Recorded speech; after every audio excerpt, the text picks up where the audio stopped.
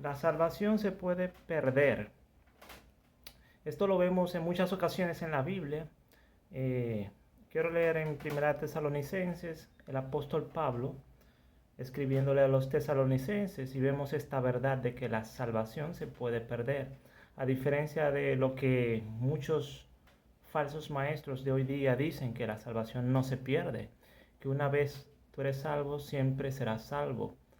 Esa falsa doctrina de salvo, siempre salvo. Ok, según el apóstol Pablo, la salvación se pierde. Y esto lo vemos, por ejemplo, en este ejemplo de Primera de Tesalonicenses. Leo, por ejemplo, en el versículo 2 del capítulo 1, dice: Damos siempre gracias a Dios por todos vosotros, haciendo memoria de vosotros en nuestras oraciones, acordándonos sin cesar delante de Dios y Padre nuestro, de la obra de vuestra fe, del trabajo de vuestro amor y de vuestra constancia en la esperanza en nuestro Señor Jesucristo.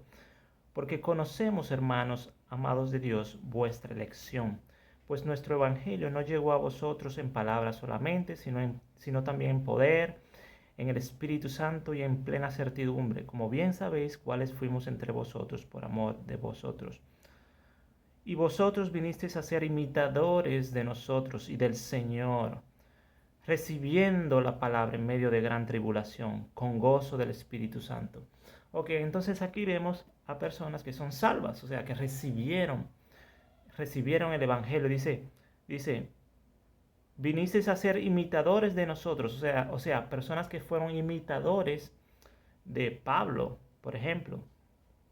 Y dice, y del Señor, o sea, imitadores del Señor, recibiendo la palabra en medio de gran tribulación con gozo del Espíritu Santo.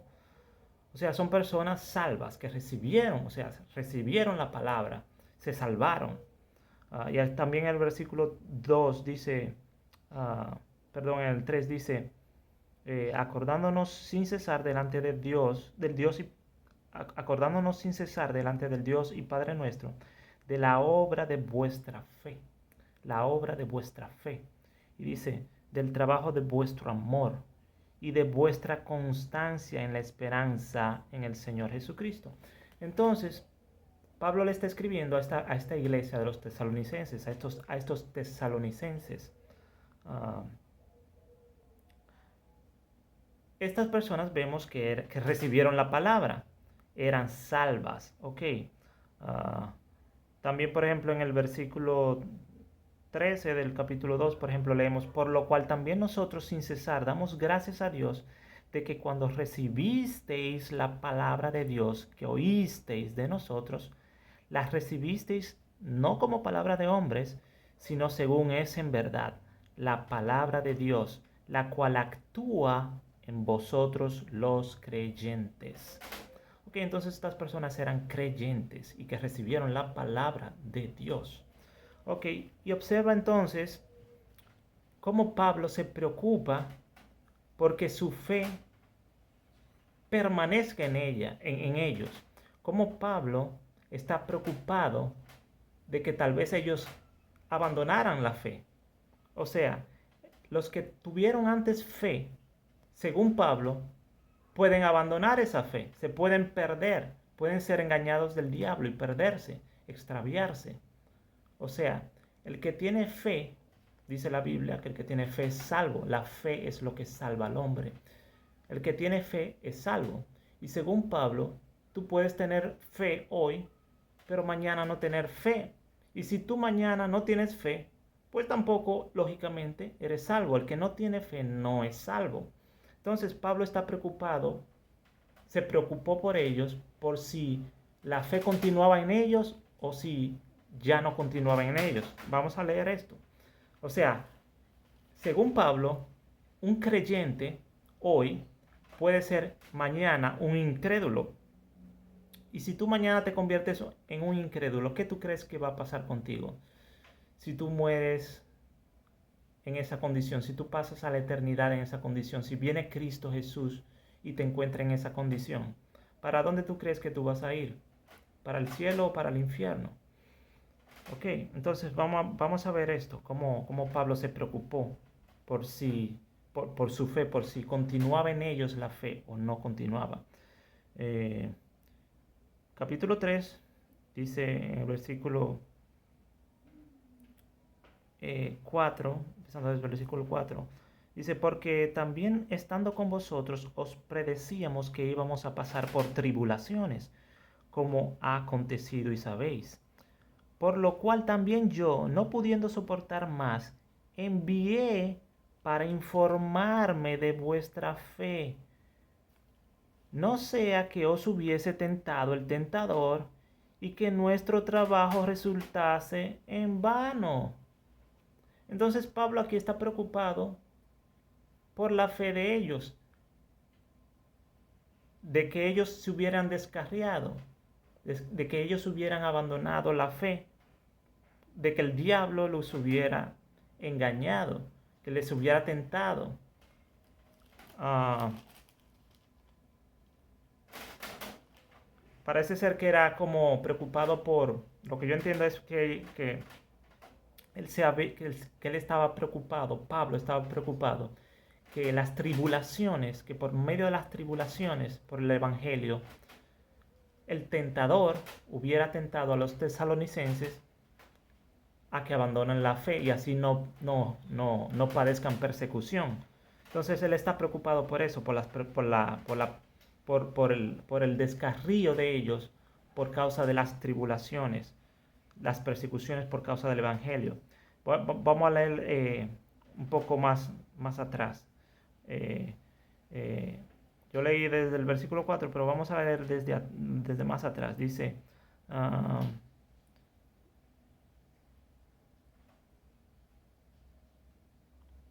versículo 3 dice, a fin de que nadie se inquiete por estas tribulaciones, porque vosotros mismos sabéis que para esto estamos puestos, porque también estando con vosotros os predecíamos que íbamos a pasar tribulaciones, como ha acontecido y sabéis, por lo cual también yo, no pudiendo soportar más, envié para informarme de vuestra fe, no sea que os hubiese tentado el tentador y que nuestro trabajo resultase en vano. Entonces Pablo sabía que su trabajo podía resultar en vano. Todo ese trabajo que vemos, por ejemplo, en capítulo 1 y en el 2, que dice que les predicaron el Evangelio y que ellos recibieron el Evangelio, la palabra de Dios como palabra de Dios y no como palabra de hombres, que el Evangelio llegó a ellos con poder. O sea, todo ese trabajo que Pablo hizo, aquí vemos él preocupado de que resultase en vano, de que hubiera sido en vano. Si la doctrina de salvo siempre es salvo fuese verdadera, Pablo no estaría preocupado por esto, porque una vez salvo, ya es salvo siempre, nunca va a abandonar la fe. El que tiene fe siempre tendrá fe. Salvo siempre es salvo. Creyente siempre creyente. Pero no es lo que vemos acá. Pablo aquí está preocupado porque ellos se hubiesen descarriado de la fe por causa de las tribulaciones por el Evangelio, que hubiesen tomado el camino ancho y fácil del pecado, de no padecer persecución, ¿ok? De que hubiesen sido engañados por el tentador, el tentador tentándolo a tomar el camino fácil y ancho de la no persecución, ¿ok? Entonces, seguimos leyendo. Versículo 6. Pero cuando Timoteo volvió de vosotros a nosotros y nos dio buenas noticias de vuestra fe y amor, y que siempre nos recordáis con cariño, deseando vernos, como también nosotros a vosotros. Por ello, hermanos, en medio de toda nuestra necesidad y aflicción, fuimos consolados de vosotros por medio de vuestra fe. Entonces, al darse cuenta de que ellos seguían en la fe, al recibir esas buenas noticias de parte de Timoteo, que Timoteo fue enviado a ellos y regresó a Pablo con esas buenas noticias de que ellos permanecían en la fe, de que ellos no habían abandonado la fe, sino que permanecían en medio de las persecuciones. Dice dice aquí Pablo que se alegró de esto, que fueron consolados por esto. Ok, entonces, versículo 8. Continuamos leyendo, dice, porque ahora vivimos si vosotros estáis firmes en el Señor. Por lo cual, ¿qué acción de gracias podremos dar a Dios por vosotros, por todo el gozo con que nos gozamos a causa de vosotros delante de nuestro Dios? Orando de noche y de día con gran insistencia para que veamos vuestro rostro y completemos lo que falte a vuestra fe. Mas el mismo Dios y Padre nuestro y nuestro Señor Jesucristo dirija nuestro camino a vosotros. Y el Señor os haga crecer y abundar en amor unos para con otros y para con todos, como también lo hacemos nosotros para con vosotros, para que sean afirmados vuestros corazones, irreprensibles en santidad delante de Dios nuestro Padre, en la venida de nuestro Señor Jesucristo con todos sus santos. Entonces aquí vemos también la verdad de que el cristiano no peca. Aquellos que, como dice en otro lado en la Biblia, sin santidad nadie verá a Dios. Y también dice Pablo en Romanos capítulo 6, dice, déjame leerlo, dice, más ahora, el capítulo 6, Romanos 6, versículo 22, dice Pablo, mas ahora que habéis sido libertados del pecado y hechos siervos de Dios, tenéis por vuestro fruto la santificación y como fin la vida eterna. Ok, entonces dice, tenéis por vuestro fruto la santificación y como fin la vida eterna. Entonces aquí dice, en Tesalonicenses dice, para que sean afirmados vuestros corazones irreprensibles en santidad delante de Dios, nuestro Padre.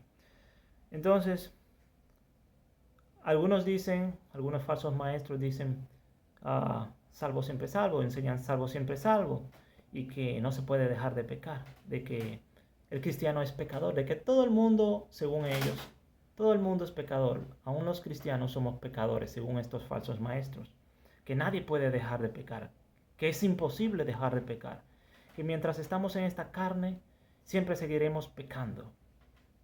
Pero aquí no, esto no es lo que dice aquí Pablo. Aquí dice, para que sean afirmados vuestros corazones irreprensibles. ¿Qué significa la palabra irreprensibles? Eso mismo, irreprensibles. O sea, que no se puede reprender. Que tú a una persona lo ves y no la puedes reprender. Que no le buscas tacha, le buscas pecado, transgresión, y no se la ves, no la puedes reprender. Dice aquí irreprensibles, o sea, no se puede reprender a esa persona. Ok, entonces, para que sean afirmados vuestros corazones irreprensibles en santidad. En santidad, como ya he dicho anteriormente, santidad, o sea, apartado para Dios, apartado del pecado y del mundo. Para Dios, el cristiano verdadero anda en santidad, el cristiano verdadero no peca. Ok. Delante de Dios nuestro Padre en la venida de nuestro Señor Jesucristo con todos sus santos. Entonces, si tú en la venida de Cristo no andas en santidad, no eres irreprensible, sino que eres reprensible, tienes pecado, o sea, hay en ti o fornicación, o robo, o rencor, o tienes odio contra alguien, o pleitos, palabras obscenas que salen de tu boca, tienes avaricia, no te compadeces de los pobres, eres tacaño, no compartes tus bienes con los necesitados, etcétera. Esos pecados que llevan a la muerte, si en ti hay pecado de muerte, entonces tú eres reprensible. A ti se te puede reprender y en la venida de Cristo tú no vas a ser hallado inocente. Tú no eres santo, tú no andas en santidad y estás quebrantando los mandamientos de Dios, estás quebrantando la ley moral de Cristo. La ley de Cristo estás quebrantando. Eres un rebelde, estás violentando los mandamientos de Dios, que tú sabes que son cosas que llevan al infierno, que llevan a la muerte. Son cosas que están en listas negras en la Biblia, que vemos en muchas ocasiones. En la Biblia son listas negras de cosas que llevan al infierno. Como por ejemplo Apocalipsis 21:8, que dice: pero los cobardes e incrédulos, los abominables y homicidas, los fornicarios, hechiceros, los idólatras y todos los mentirosos tendrán su parte en el lago que arde con fuego y azufre, que es la muerte segunda. También, por ejemplo, Pablo, en Primera de Corintios, capítulo 6, versículo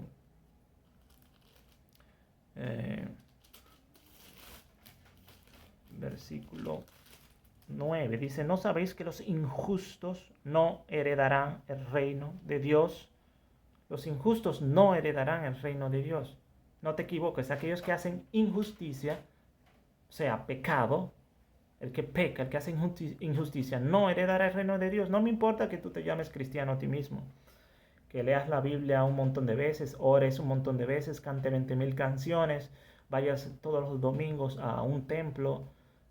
No me importa, o sea, si tú haces injusticia, tú no eres salvo, tú no vas a heredar el reino de Dios, a menos que te arrepientas, te conviertas a Dios. Dice Pablo: ¿no sabéis que los injustos no heredarán el reino de Dios? No erréis, ni los fornicarios, ni los idólatras, ni los adúlteros, ni los afeminados, ni los que se echan con varones, ni los ladrones, ni los avaros, ni los borrachos, ni los maldicientes, ni los estafadores heredarán el reino de Dios. Ok, entonces, la salvación se puede perder. Ok, esto es una verdad que la vemos repetidas veces en la Biblia. Pablo la predicó, y así como Jesucristo, nuestro Señor y Dios, el Hijo de Dios, cuando vino aquí en esta tierra, Jesucristo se encarnó, vino aquí en esta tierra y predicó esa verdad. Por ejemplo, dice Cristo en Mateo capítulo 5, en el famoso sermón de la montaña o sermón del monte, Cristo dijo, por ejemplo: pero yo os digo, versículo 22, que cualquiera que se enoje contra su hermano será culpable de juicio. Cualquiera que diga necio a su hermano será culpable ante el concilio. Y cualquiera que le diga fatuo quedará expuesto al infierno de fuego. También Cristo dijo: oísteis que fue dicho: no cometerás adulterio. Pero yo os digo que cualquiera que mira a una mujer para codiciarla, ya adulteró con ella en su corazón. Por tanto, si tu ojo derecho te es ocasión de caer, sácalo y échalo de ti, pues mejor te es que se pierda uno de tus miembros, sino que todo tu cuerpo sea echado al infierno, etcétera. Ok, entonces también vemos en el versículo 20, dice Cristo: porque os digo que si vuestra justicia no fuere mayor que la de los escribas y fariseos, no entraréis en el reino de los cielos. Entonces, tu justicia tiene que ser mayor que la de los fariseos y de los escribas y fariseos. Los escribas y fariseos hacían cosas que eran justas, digamos. Tú podías comparar a un fariseo, por ejemplo, de aquella época, con digamos, con un publicano o con un incrédulo, ¿no? Y ellos tenían ciertas obras que, digamos, superaban a lo que es, digamos, las obras, la conducta de los publicanos o de los incrédulos, ¿no? Guardaban ciertas cosas. Entonces dice Jesús que si tu justicia no es mayor que la de ellos, la de los escribas y fariseos, tú no vas a entrar en el reino de los cielos. Ok. También al final del sermón del monte dijo Jesús: cualquiera pues que me oye estas palabras y las hace, le compararé a un hombre prudente que edificó su casa sobre la roca.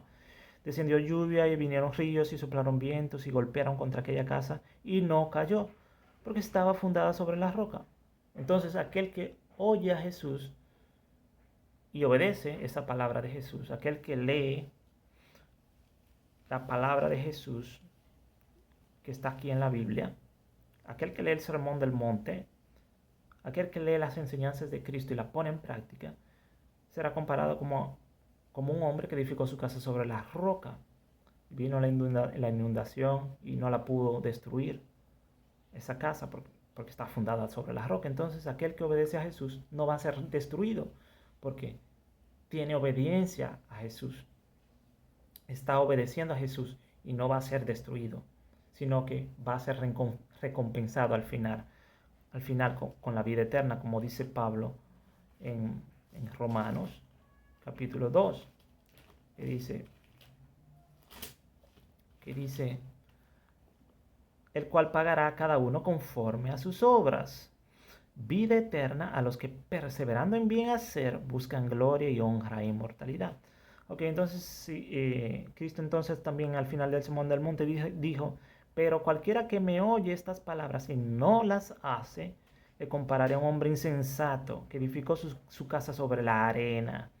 Y descendió lluvia y vinieron ríos y soplaron vientos y dieron con ímpetu contra aquella casa y cayó. Y fue grande su ruina. Entonces, el que oye a Jesús, como muchos hoy día, pero no lo obedecen, son como ese hombre necio, ese hombre insensato que edificó su casa sobre la arena sin fundamento. Y vino la inundación y la destruyó. Entonces así hay muchos hoy día, muchos que se hacen llamar cristianos. Pero cristiano es aquel que realmente sigue a Cristo. Si tú pecas, tú no estás siguiendo a Cristo, tú estás siguiendo el pecado y la carne, pero no a Cristo. El cristiano no peca. Dice 1 Juan capítulo 3, todo aquel que permanece en él no peca. Todo aquel que peca no le ha visto ni le ha conocido. Jesucristo hace libre a la persona, lo hace libre del pecado. Dice, conoceréis la verdad y la verdad os hará libres. El verdadero evangelio, cuando tú conoces la verdad, eres libertado del pecado. Ok, te hace libre. Conoceréis la verdad y la verdad os hará libres. Dice Cristo, todo aquel que hace pecado, esclavo es del pecado. Así que si el Hijo os libertare, seréis verdaderamente libres. Si estás en pecado, arrepiéntete. Pon tu fe en Jesús y vas a ser salvo. La sangre de Jesucristo te limpiará de todos esos pecados que cometiste en tu pasado. Apártate de tus malos caminos. Arrepiéntete, ese es el verdadero arrepentimiento y conversión a Dios. ¿Arrepentirse de qué? Arrepentirse del pecado, ¿ok? Arrepentirse de desobedecer a Cristo Jesús. Arrepentirse de no creer en la verdad, en el verdadero evangelio que predicó Jesús, en el puro y no adulterado evangelio que vemos aquí en la Biblia. No esos evangelios falsos que se predican hoy en día en muchas iglesias, etc. Esos falsos evangelios que te permiten el pecado. Esos evangelios que son predicados por predicadores carnales y que le hacen cosquillas a los oídos carnales de las personas. Las dejan en sus pecados. No las libertan realmente del pecado. No las ponen a obedecer realmente a Cristo, a tener una fe en Cristo, una fe que se somete a Cristo, que confía en Cristo y que le obedece, no importa lo que cueste, ¿ok? Es una fe que obedece, que confía en Cristo, ¿ok? Que se somete a Cristo, que le sigue por donde quiera que Cristo anda. Eso es la verdadera fe que obra y que salva. Esa es la fe que predica la Biblia. Si tu fe no es así, pues tienes una falsa fe. Entonces, arrepiéntete y pon verdadera fe en Cristo. Pon tu verdadera fe. Pon verdadera fe en Cristo. Pon tus ojos en Jesús. Apártate de tus pecados, conviértete a Dios. Pon tu fe en Jesús. Pon tu fe en esa sangre de Jesús que te puede limpiar de todos esos pecados que has cometido y serás salvo. Dios te bendiga.